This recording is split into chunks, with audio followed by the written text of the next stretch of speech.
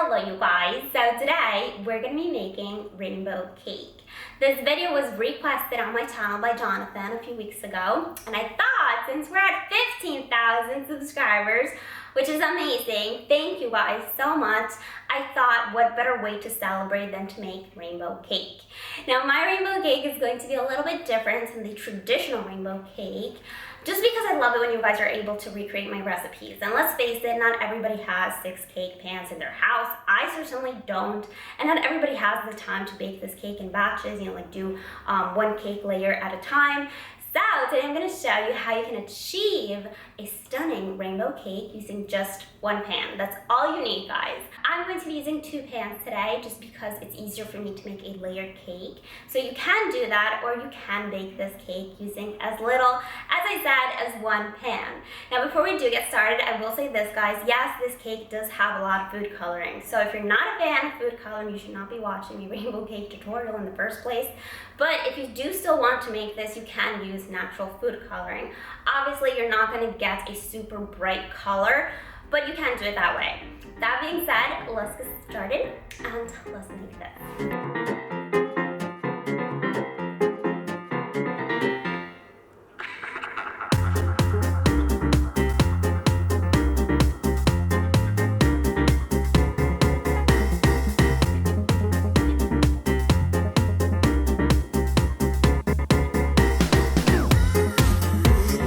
Okay, you guys, so this is going to be more of a tutorial video on how to make a rainbow cake rather than me sharing the actual recipe with you, because this is my vanilla go-to cake recipe, which I have already shared with you.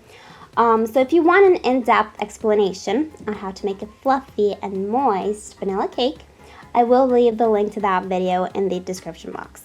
You can use your own vanilla cake recipe, however, I will talk about that in just a moment. All I did was just cream my fats with my vanilla and sugar. I added my eggs, and then you can go ahead and add your other ingredients, so your liquids and your dry ingredients.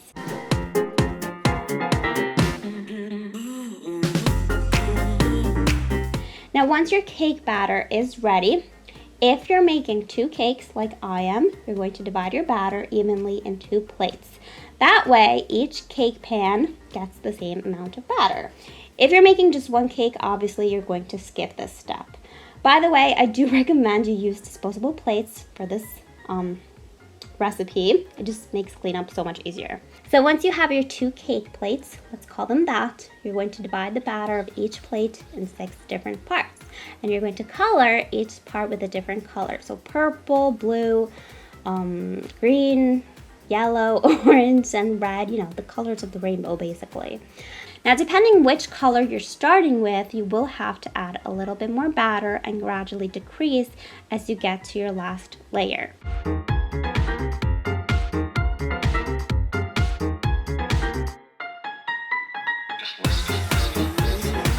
So once you have all your colors, you can fill your buttered and floured pans lined with parchment paper. And with each addition of batter, you're going to bang your cake pans against the counter. That way it spreads out evenly. Now back to what I was saying before. If you are using your own vanilla cake recipe, be sure it's not a runny consistency, because the colors will bleed into each other and your cake will just be a huge mess. So that's why it's important to use a stiff cake batter. So once you have your 2 cake pans, I did invert the colors for my other cake. That's up to you. You're going to bake your cakes in a preheated oven at 180 degrees Celsius for 25-30 minutes.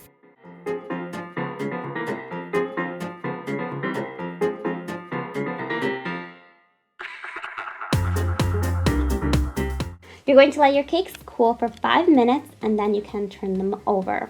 Now in my previous cake video, I did have some people asking me why I don't level my cakes, why I do level them, why I trim off just a little bit of crumb. Anyway, I think there was just a big confusion.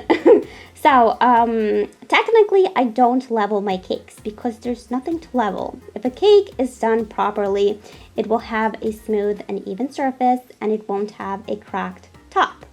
And if you did see me leveling the crumb, I think it was more of a pet peeve of mine because I'm a freak when it comes to cakes. But technically, there really isn't anything to level here.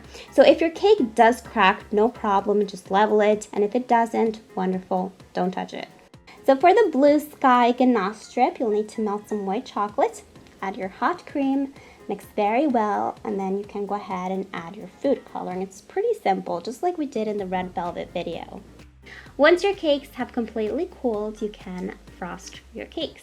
If you did make one cake at this point, you would cut it in half so you get another layer. If you want a layered cake, obviously, you don't have to do that. I'm using my cream cheese frosting to ice this cake, which I'll leave a link again in the description box.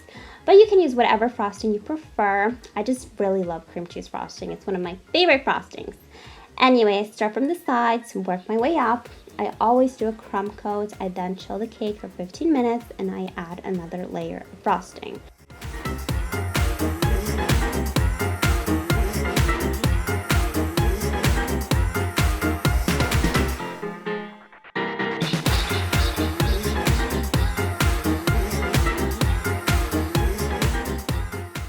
Go ahead and add your ganache. I'm using a spoon and a piping bag to help the ganache strip down the sides, but you can use just a spoon.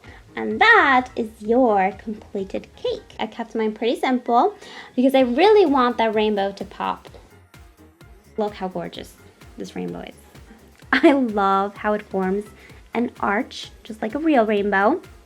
You can see all the colors, which I think pop even more with that blue sky ganache strip, let's call it that. It's definitely a fun, happy celebration cake. But aside from that, it's also really fluffy and really delicious. I hope you guys enjoyed this video. If you did, please give it a big thumbs up for me. Please subscribe. I publish a new video every Friday. Also, if you do make this cake, be sure to send me a picture. You can send it to me on Facebook, Instagram, Twitter, wherever you guys want. Thank you so much for watching, and I will see you next Friday. Bye!